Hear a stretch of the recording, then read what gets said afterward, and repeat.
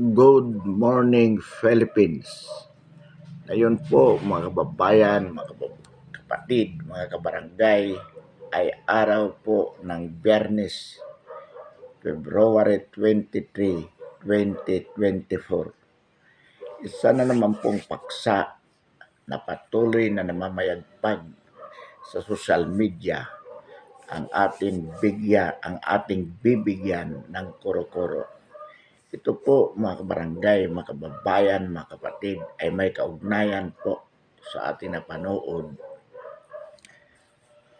na isang Senate hearing na nag-iimbestiga po di umano sa mga pang-aabuso ni Pastor Kibuloy sa kanyang mga membro sa Kingdom of God at tungkol din sa mga paglabag ng SMNI.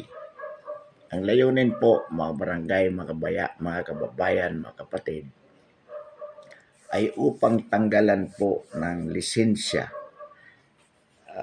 to revoke the license to operate of the radio station na ito pong SMNI. Ang background po nito, itong SMNI, sa ngayon po ay ito lamang ang radio station na nagbibigay ng platform sa dating Pangulong Rodrigo Duterte upang patuloy ang kanyang kontak sa sambayanang Pilipino. At isa pa rin pong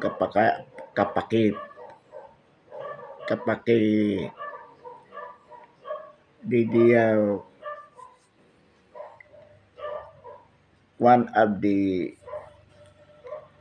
helpfulness or importance of the said radio station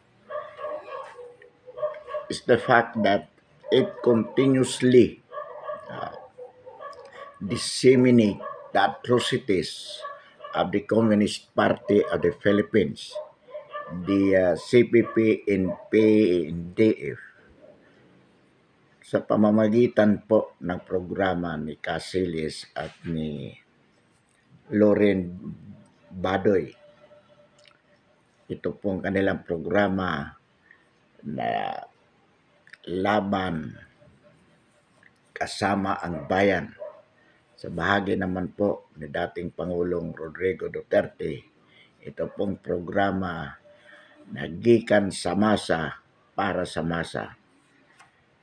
Nauna na pong nasuspende ang dalawang programang ito. Pero nais po talaga ng kasalukuyang pamahalaan itong Pangulong Ferdinand Marcos Jr. na talagang patuloy o tuluyang maisara ang nabanggit na stasyon. Kaya po pagkatapos ng mga hearings sa lower house o sa House of Representatives, ito naman po ay sinundan sa Senado.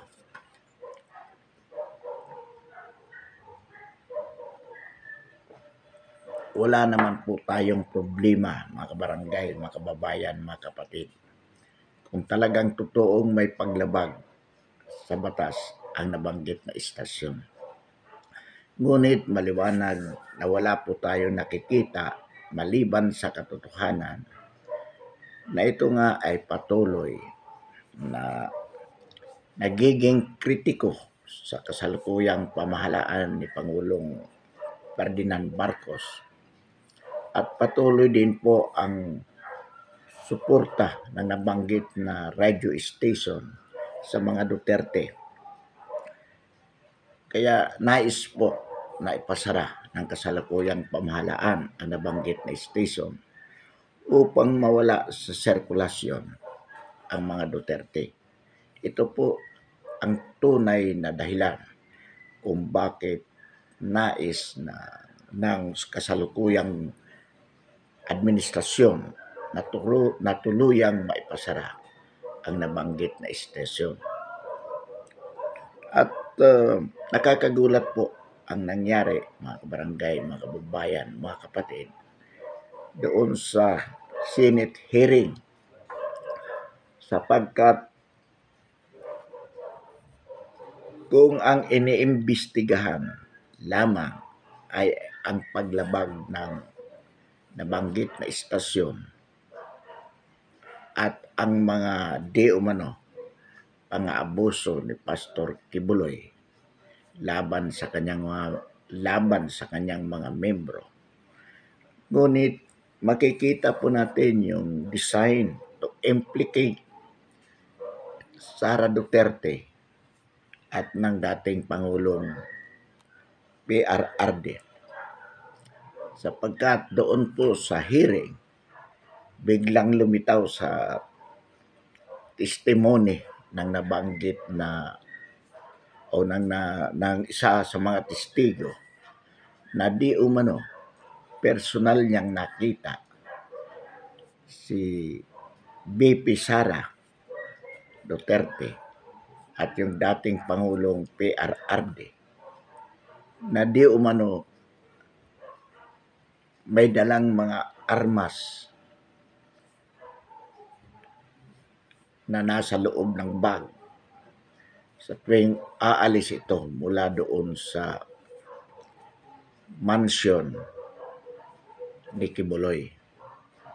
Ang sabi niya, dati siyang hardinero at personal na nakikita niya itong actuations na ito ni Pangulong Duterte, ng dating Pangulong Duterte at BP Sara.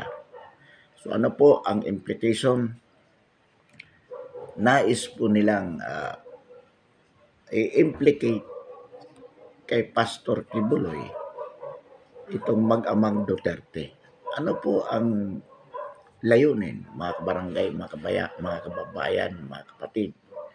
Dalawa po yan. Upang publicly sirain ang image ng dating Pangulo at gayon din po si BP Sara. Bakit po? Sapagkat paulit-ulit po natin sinasabi at ito na may matagal nang ibinulgar ni Maharlika. Ito pong Maharlika, ito po ang isang vlogger na may mga informants sa loob mismo ng Malacanang na kung saan binanggit ni Maharlika na ayon sa kanyang mga informante, mga puting ahas ang sabi niya. Simula pa noong nakaraang taon, talagang nakadisenyo ito sa plano ni Lisa Araneta Marcos, ang unang ginang, na talagang durugin, sirain, kasuhan, maipakulong hanggat maaari ang mag-amang Duterte. Bakit po? Sapagkat ayon nga kay Maharlika, nagsisilbing threat o hadlang sa mga pangarap ni Lisa Araneta Marcos at ni Pangulong PBBM si BP Sara. Bakit po? Samantalang ayon sa ating saligang batas, hindi na naman pwedeng mag-re-elect ang kasalukuyang Pangulo. Ang dahilan po nito ay upang masigurado na pagdating ng 2028, si BP Sara Duterte na siyang pinakamalakas na contender for presidential aspirant ay hindi po manalo sapagkat nais po nila na manatili sa Malacanang nang sa gayon pagdating po ng 2034 masigurado naman ang pagiging Pangulo ni Sandro Marcos na anak ni Lisa Araneta Marcos at nitong si PBBM. Kung kaya ang nais nila ay ibang pangulo na kayang-kaya nilang paikutin. At dalawa po ang probable candidates ng kasalukuyang administration pagdating po ng 2028 laban kay VP Sara. Ito po ay si Martin Romualdez na pinsang buo ni PBBM at kasalukuyang Speaker of the House. At kung sakali po ang kanilang alternative ay si Raffy Tulfo. Bakit po si Raffy Tulfo? Sapagkat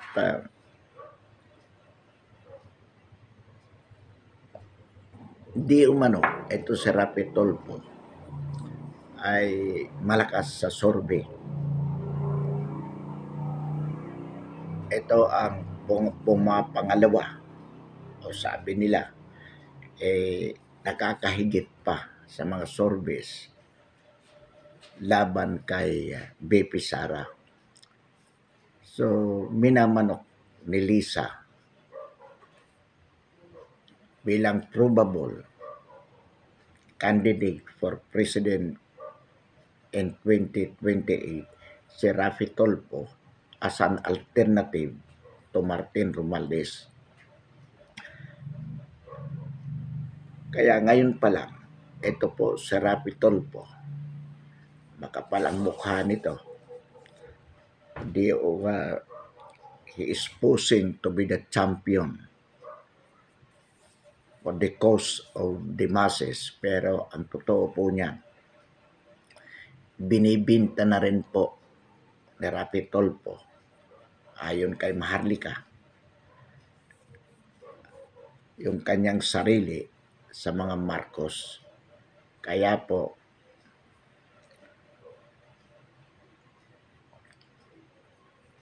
ito si Raffy Tulfo, bagamat dati supporter ito ni PRRD, pero ito po ngayon ay kumakalaban na sa mga Duterte. Kaya unti-unti na po siyang nagiging kritiko ito si Raffy Tulfo sa mga Duterte. Pahiwatig po na siya ay talagang ang leaning po niya ay nasa mga Marcos. At ayon kay Maharlika, di umano ito si Raffy Tulfo ay binayaran ni Lisa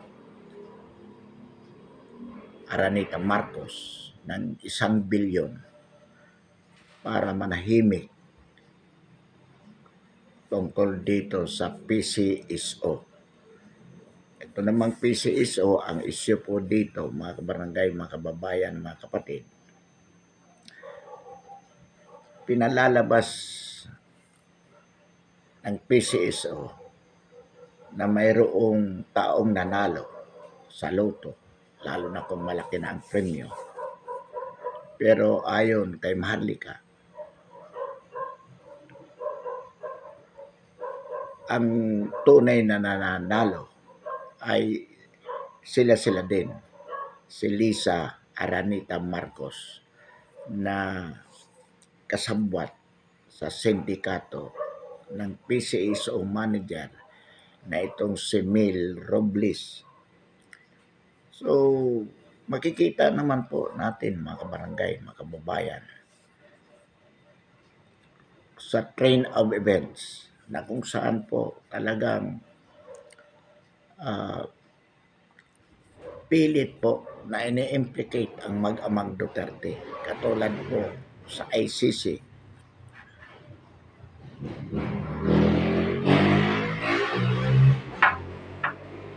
Dati ang iniimbestigahan lamang po due to war on drugs ay itong si Pangulong Duterte. Then pumasok, isinama yung kanyang pagiging di umano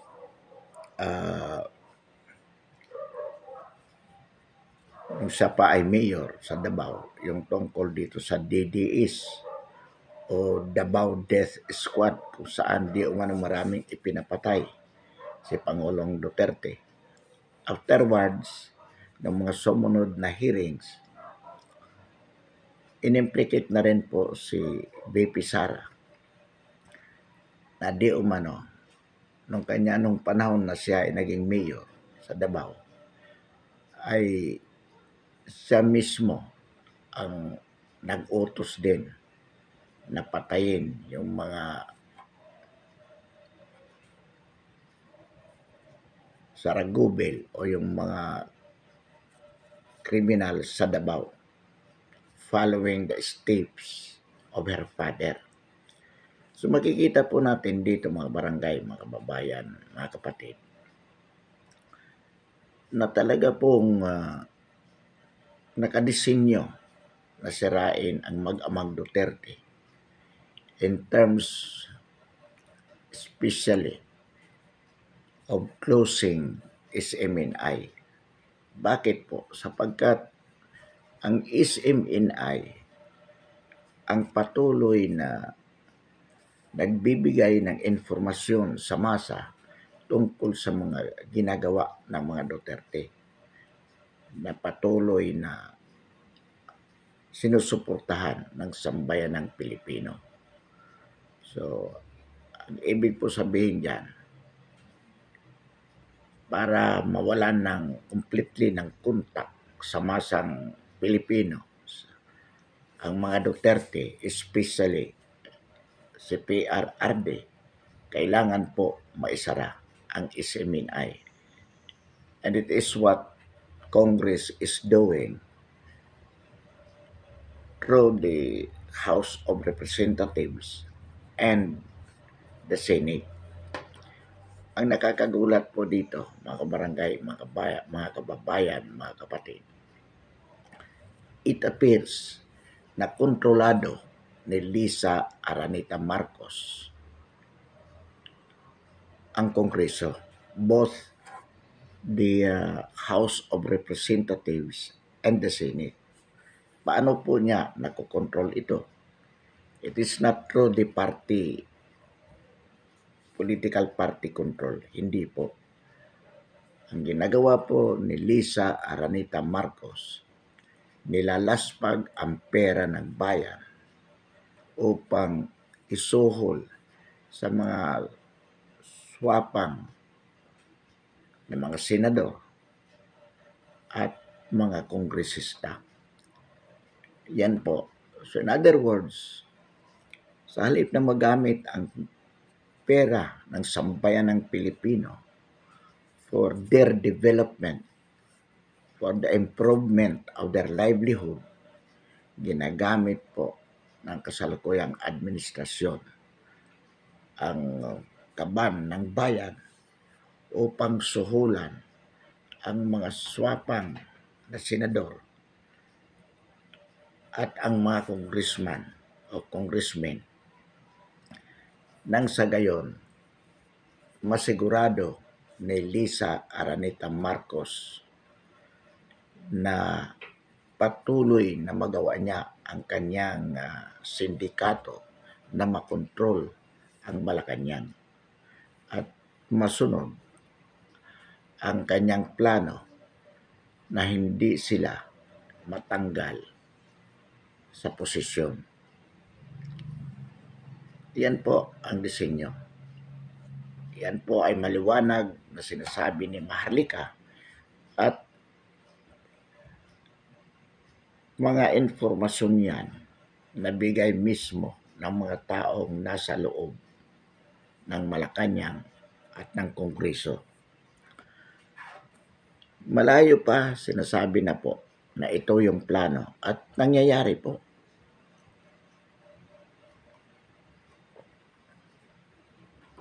Nangyayari po. Imagine po, lahat ng stream media ay talagang hindi nagsasalita laban sa kung anong kasamaan na ginagawa ng kasalukuyang administrasyon. Panay papuri ang ating maririnig. At marami din pong vloggers na binabayaran nila ng mahal upang patuloy na suportahan, kumbaga linlangin ang sambayan ng Pilipino na ang ginagawa ng kasalukuyang administrasyon ay para sa kabutihan ng mga Pilipino. Ngunit kung titingnan po natin mula nang umupo si PBBM noong 2022 at 2024 na po ngayon, magdadalawang taon na po siya sa Malacanang, makikita po natin na wala pong substantial and concrete na pangyayari na maaari masabihin natin na ito po ay talagang nakakatulong o nakatulong sa sambayan ng Pilipino.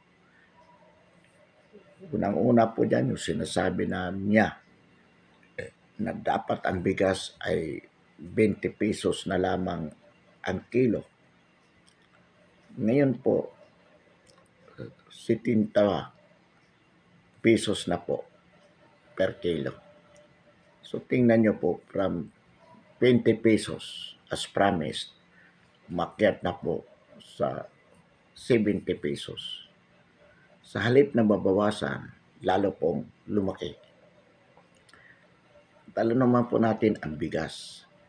Kadugtong po ng bituka ng sambayan ng Pilipino. At hindi lamang po yan, mga barangay, mga kababayan, mga kapatid. Yung basic services, ito pong mga gamot, lahat po tumataas. Hindi po mapigilan. Bakit po? Sapagkat wala silang ginagawa o sila ang mismo ang nasa gobyerno sa pangunguna ni Lisa Araneta Marcos ang nagsisindikato para maniobrahin ang presyo ng basic commodities at ganon din po sa mga basic services. Kaya kung hindi po ito, at mukhang hindi naman po ito mapipigilan hanggat sila ay nasa Malacanang, patuloy po na mababaon sa kahirapan ang bansang Pilipinas. Ito pong PI, tayo po ay naniniwala that it is being designed as an alternative for them to continue in power. Well, posible po yan. Bagamat sa personal po nating paniniwala, tayo po ay sumusuporta sa PI sapagkat ang sabi nga natin, regardless of the ill motive of those who are behind it, sinusuportahan pa rin po natin ang PI sapagkat generally ito po ay advantageous sa atin. Paliliwanag po natin sa mga susunod nating vlogs kung bakit. Pero at this point in time, ang gusto po nating bigyan ng emphasis, ito pong disenyo ng administrasyon ni PBBM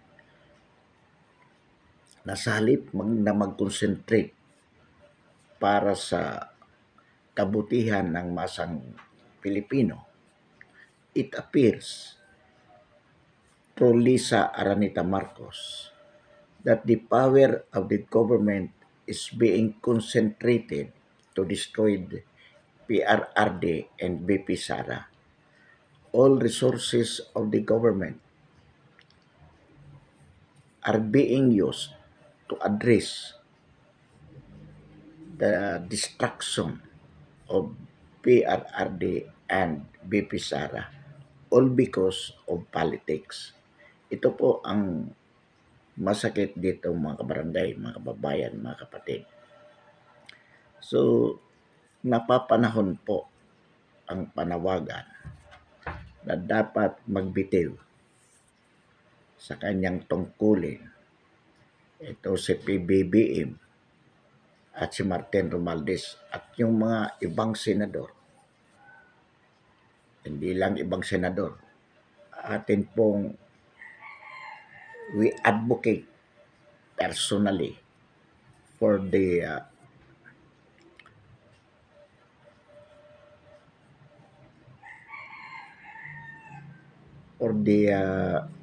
elimination or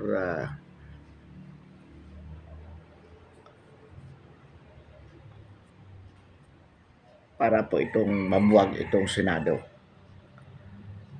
Na-advocate po natin yan, pero paliliwanag po natin sa susunod. At the moment,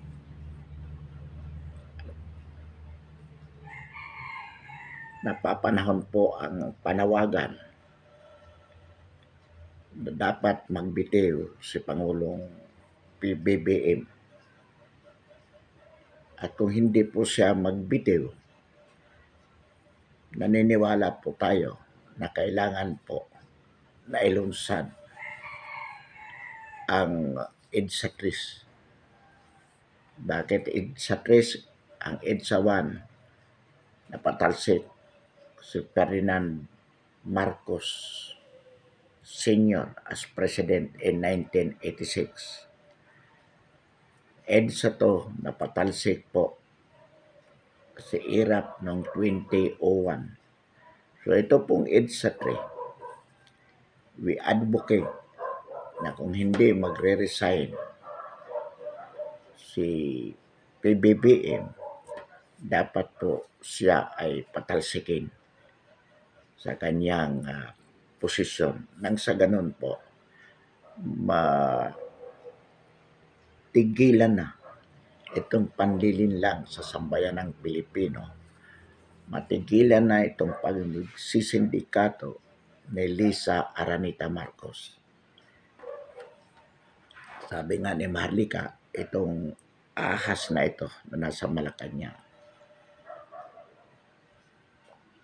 Mga kabarangay, mga kababayan, mga kapatid, hindi po tayo basta naniniwala sa mga sabi-sabi. Kahit sabihin pa ni Maharlika o nung sino mang vlogger dyan.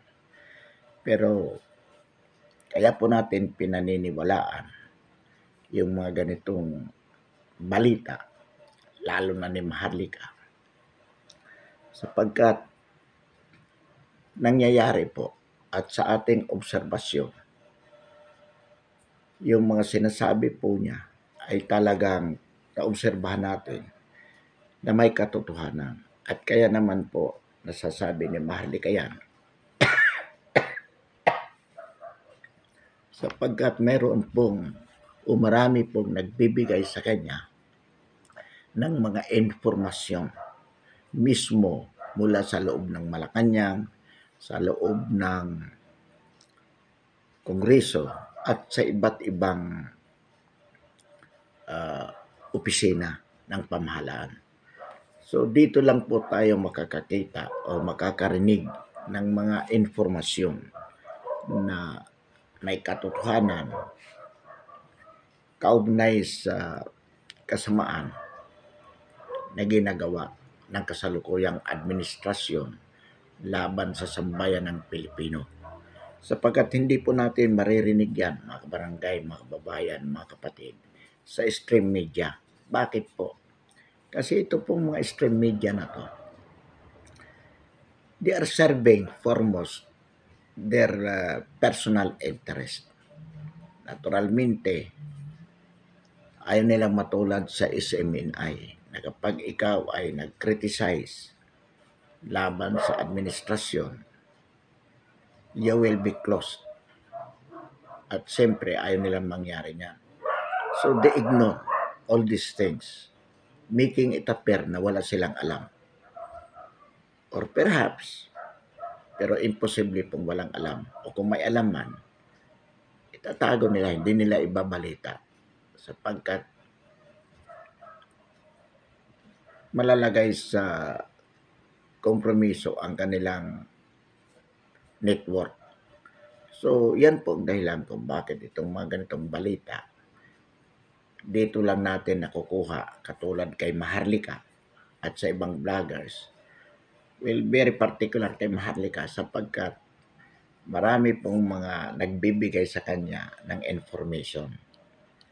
Mga taong tunay na nagmamalasakit sa sambayan ng Pilipino na wala nga din lang magawa sapagkat sila ay empleyado, nagtatrabaho sa loob ng opisina mismo ng Malacanang at ng iba't ibang ahensya ng gobyerno. Pero ang kanilang pagiging makabayan ay kanilang idinadaan sa pagbibigay ng mga totoo at sekretong informasyon kay Maharlika. Sapagkat si Maharlika naman ay kumbaga buhis-buhay ang kanyang ginagawa na ipinararating sa sambayan ng Pilipino kung ano yung mga informasyon na kanyang natatanggap laban sa interes ng masang Pilipino. Kaya po tayo na mga mamamayan na nagmamalasakit sa ating bayan ay may obligasyon din po na i-share, ibahagi ang mga ganitong informasyon laban sa kasalukuyang administrasyon na may kaugnayan sa kanilang pagsasamantala sa sambayan ng Pilipino. Ito lamang po ang serbisyo na pwede nating magawa sa ating bayan, mga kabarangay, mga kababayan, mga kapatid. Ibahagi sa marami nating kababayan through social media platform. Itong mga ganitong kasamaan, atrocities committed by the administration against the interest of the Filipino people. Maswerte nga po tayo sa ngayon because of this internet technology, itong social media, na kung saan naipararating natin sa sambayan ng Pilipino yung ating mga hinaing without lifting a finger. Ibig sabihin, hindi mo na kailangan na pumunta sa lansangan, magsisigaw doon, mag-rally, para marinig ang nais nating iparating sa sambayan ng Pilipino. With the use of the cellphone, media technology, sa bahay ka lang kahit anong oras, ay maipararating natin ang ating mga hinaing. Although, sabi nga ni Maharlika, ginagawan din ng paraan yan ni Lisa Araneta Marcos para ma-disband yung mga accounts mo sa Facebook. But we hope na sana hindi ito mangyari din sa YouTube, na maipasara yung mga channels na kritiko sa administrasyong Marcos. Sapagkat pag nangyari po yun, babalik tayo sa traditional, which is impossible, na mangyayari yung pagpunta natin sa mga lansangan, mag-rally. Although dito sa EDSA Tris na sinasabi natin, well, physically, kailangan din talaga magpunta ang sambayan ng Pilipino para ma-pressure yung si PBBM na mag-resign. At kung hindi, mapatalsik. But then, magyayari lang yan kung talagang hinog na, kung talagang kailangan na. At the moment, what we have to do is to share itong mga informations na mga sinasabi ni Maharlika. So, iniimbitahan natin ang sambayan ng Pilipino na makinig sa mga ganitong expose ni Maharlika at i-share yung kanilang maririnig. Sa tingin po naman natin, mga kabarangay, mga kababayan, mga kapatid, hindi po nagsisinungaling si Maharlika. Na ibig sabihin na totoo po talaga, sapagkat hindi lang naman si Maharlika, kung tutusin ang nagsasalita laban dito. Si Attorney Glenn Chung, batang abogado, taga Biliran, Leyte. At sabi nga niya, mayroon din siyang personal knowledge kung gaano kasama talaga ito si Lisa. Sabi niya, numero unong traitor sa sambayan ng Pilipino. So, ibig sabihin po, hindi lang nag-iisa si Marlica na nagsasabi ng ganyan. Meron din po itong si General Macanas. At meron pang iba dyan, marami pa. Kailangan lang po, sa halip na kung ano-ano lang ang panoorin natin, mga drama-drama, ay dito tayo maghanap ng mga mapapanood natin ng mga vloggers na talaga namang dahil sa kanilang pagmamalasakit sa bayan ay ibinibuhis ang kanilang buhay upang maiparating ang katotohanan sa masang Pilipino laban sa kasalukuyang administrasyon. Bagamat alam natin na pag ikaw ay kumalaban, malalagay ka sa alanganin, pero as a matter of service to the people, to the country, sabi nga, service to God, people, and country, ay kailangan po natin gawin kung ano ang nararapat. Sapagkat sabi nga, kung hindi tayo kikibo, sino ang kikibo? At kung hindi ngayon, kailan? So, mga kabarangay, mga kababayan, mga kapatid, inaulit po natin na kailangan po natin kumilos, magkaisa, at manawagan sa pagbibitiw ng kasalukuyang Pangulo. At kung hindi po siya magbitiw, gumawa tayo ng hakbang upang siya ay pilit na mapaalis, mapatalsik sa Malacanang. Pansamantala po, mga barangay, mga babayan, mga kapatid, wakasan natin ang ating talakayan ngayong umaga. Muli, maraming salamat at magandang umaga sa lahat. Mabuhay po tayo.